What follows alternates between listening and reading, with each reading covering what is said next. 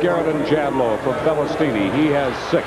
It's 64-43, a 21-point lead for the Russians with 15-13 remaining in this contest from Assembly Hall in Bloomington. And a foul. Teat Sock, his first.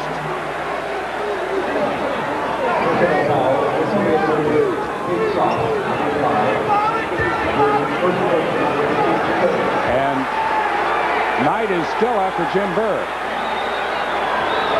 You can't imagine he's going to let up, would you, John? No. And he hits him again. He says that's it. I think Knight's going to come down here and talk to somebody.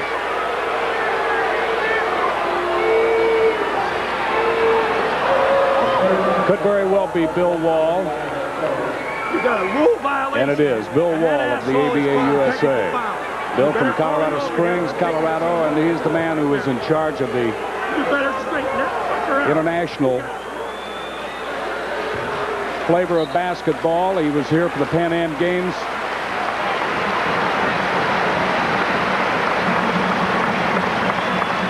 Bill with John McGrath, his assistant. And we'll just wait to see how far Coach Knight goes. He's going back to the bench.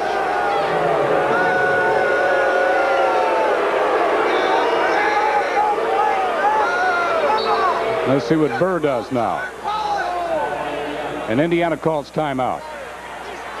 Well, while we try to temper things here with 15:05 remaining, we'll tell you that we're watching Indiana basketball from Assembly Hall in Bloomington, where Indiana trails the Russians 66-43. Well, now the situation begins to develop here. You can see the official, Jim Burr, is going over. Ron Foxcroft is going over to the side. They're going to talk also with Bill Wall. The thing in question right now is Coach Knight has picked up 3 technical fouls. By college rules, the 3rd foul, and he must retire from the arena. And that's what Jim Burr is saying right now. However, in no way is Burr recognizing the fact that he missed a college call. And that's once the ball has been given to the man at the line. When the lane is vacated, the free throw is negated. So Indiana's team is leaving the floor. Well, I'm not so sure, Chuck, as if the officials have called the game. It could very well be. The official who made the call went over to the scorebook and wrote something in the official scorebook. You see the Russian coach talking to Bill Wall. Before the official did that, he walked over to Bill Wall and spoke something to him. And then the official came back to the scorer's bench and made a signal as that's it, signifying the end of the ball game, that this would be the final score, 66-43, and then asked both teams to leave the floor. Now Indiana has left, but I believe the Russian team is still here, and wonderment is what's going on. As best I can tell, that's what happened. This is astounding. I have never in my life seen this. I can't ever recall that I've ever seen any team leave the floor in an incomplete game. You see some of the fans starting to leave, but the interesting thing is that the officials have left the floor. Obviously, nothing is going to transpire with the officials off the floor. If they've left, signifying the end of the ball game, then you're right. I think this game is over. Well, this whole thing has been precluded, at least from our position up here, on a missed college call at the line. I believe that call stems, Chuck, from when a player's at the line, you can't leave the lane, and then that free throw should not be attempted. The official just let the Russian player come back into the lane, and then play was going to proceed before the technicals came about. Well, the other down here, of course, is when the Russians had 6 players on the floor, and the officials allowed that and gave Indiana the ball out of bounds under the basket again. That, by college rule, is a technicality, too, because I believe it falls in the classification of illegal substitution, which is a technical foul. This is amazing. Very, very interesting. Well, give us a chance to try to find out where we are. And with that, we will tell you that you're watching Indiana basketball on the Farm Bureau Insurance Basketball Network. As of this moment, the score reads Russia 66, Indiana 43.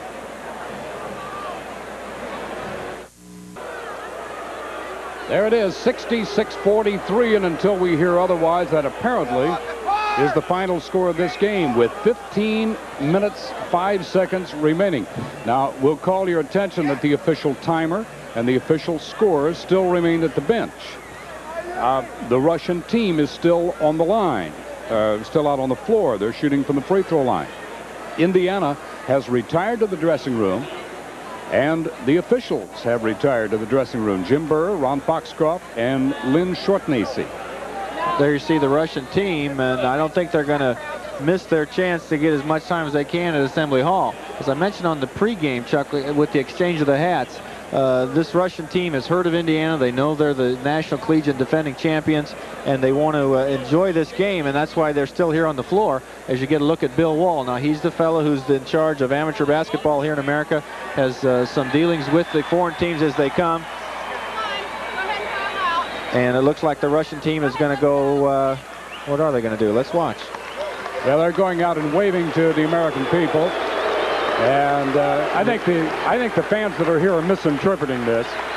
They're just waving more or less in gesture of thank you for having us here. Exactly, exactly. And they are leaving the floor now to get dressed. So as best we can tell, this is going to be a final score, 66-43 in favor of the Russians, with still 15:05 left on the clock. I've seen some very, very odd things in basketball. I've seen some call. As a matter of fact, you look back over the history of the game itself. John, how many times had you played where you saw an official, Charlie Foudy, I can think of one right now. Charlie, probably one of the premier officials in the Big Ten, who I have seen on not several occasions, but 1 or 2 times, make a call, recognize he had made the wrong call, come over and correct his call.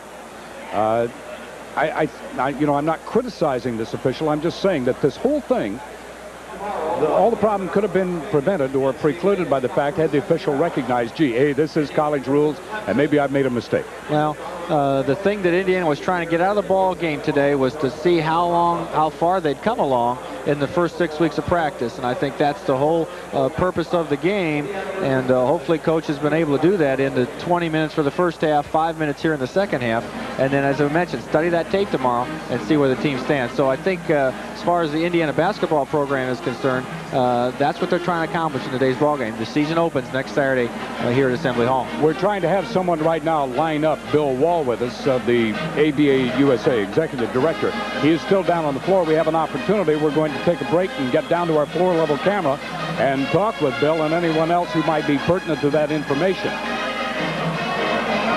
While we're doing that, let's just take this opportunity to pause for a moment. You're watching Indiana basketball on the Farm Bureau Insurance Basketball Network. The score is Russia 66, Indiana 43.